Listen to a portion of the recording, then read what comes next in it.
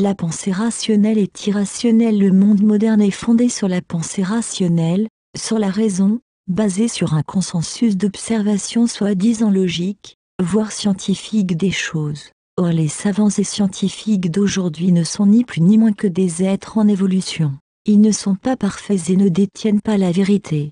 Comment l'ego humain, à travers l'observation scientifique de l'univers, a pu se perdre autant, au point de s'auto-proclamer rationnel, alors que l'être humain est à un stade d'évolution basé sur des réactions émotionnelles à son environnement, alors que l'homme est encore incapable de faire preuve de discernement sur la réalité de la vie, il se permet de qualifier sa pensée de rationnelle, de raisonnable.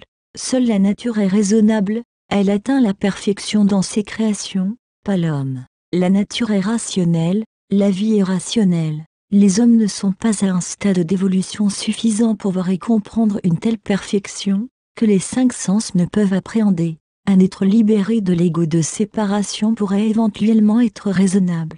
Voyez comme le monde moderne fonctionne à l'envers de la vie elle-même, de l'évolution.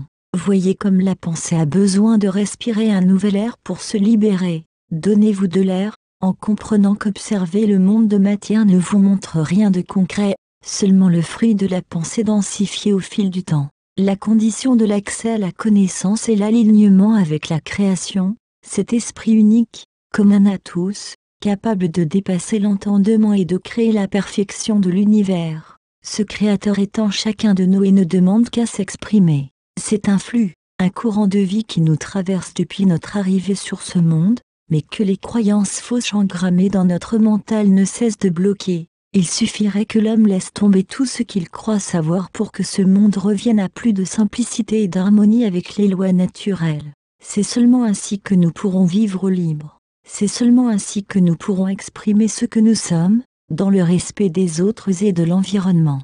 Tout le règne fonctionne ainsi, le règne minéral, le végétal, l'animal sont en harmonie avec la nature. Le règne de l'homme n'est plus en harmonie depuis la fin des temps. Cette période d'évolution que traverse le monde actuel est difficile mais temporaire. C'est surtout une opportunité de créer un pont entre l'ancien homme limité et le nouveau, plus évolué. Cette période sombre est une bénédiction, elle n'est pas mauvaise, ce serait plutôt un bien négatif destiné à détruire ce qui ne doit plus être en place et qui entravait l'évolution vers le meilleur. Le nouvel homme, qui est censé survivre à cette phase chaotique, sera en lien avec l'esprit unique car pour sortir de l'impasse, il devra obligatoirement s'aligner avec la force de vie. Le corps humain est un véhicule pour l'âme pendant le temps de l'incarnation, ce véhicule vous permet de vivre dans un monde de matière. La longévité de véhicule est actuellement limitée dans le temps mais l'âme, elle, est éternelle. La vie est éternelle. Vous pouvez faire varier la longévité de votre véhicule terrestre car la matière, aussi dense soit-elle, est constituée d'énergie. Apprenez à régénérer votre corps en restant aligné avec les énergies terrestres et célestes. Votre corps est un réceptacle alchimique capable de fusionner l'énergie céleste avec l'énergie terrestre afin de matérialiser le flux de vie sur ce monde. Lorsque vous évoluez de cette façon, vous œuvrez en symbiose avec l'univers, pour votre bien et celui de tous. Agir en harmonie avec l'univers ne se fait pas du jour au lendemain. L'être en demande d'une telle évolution appelle à lui des changements qui ont besoin de temps pour se mettre en place. Si vous utilisez votre libre arbitre pour entrer dans un tel cheminement, vous pourrez remarquer que votre conscience évolue par paliers et que vous subissez parfois des phases d'évacuation de croyances et de blocages liés à des peurs inconscientes. Ce n'est pas sans impact sur votre véhicule physique, des phases de repos sont nécessaires.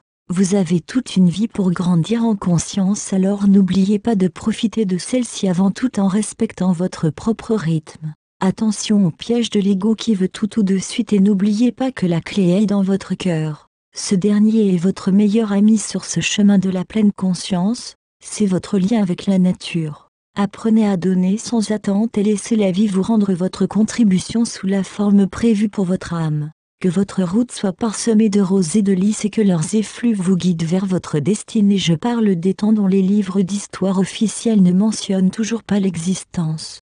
Mais si vous comprenez qu'il fut un temps où le consensus croyait que la Terre était plate, alors imaginez à quel point le consensus en vigueur s'égare lorsqu'il nous présente le singe comme ancêtre. Aurélie Pêche, d'Arcadie. Merci infiniment de ne pas couper le texte, d'en citer l'auteur et la source www.lecheminversarcadia.com si vous souhaitez diffuser celui-ci.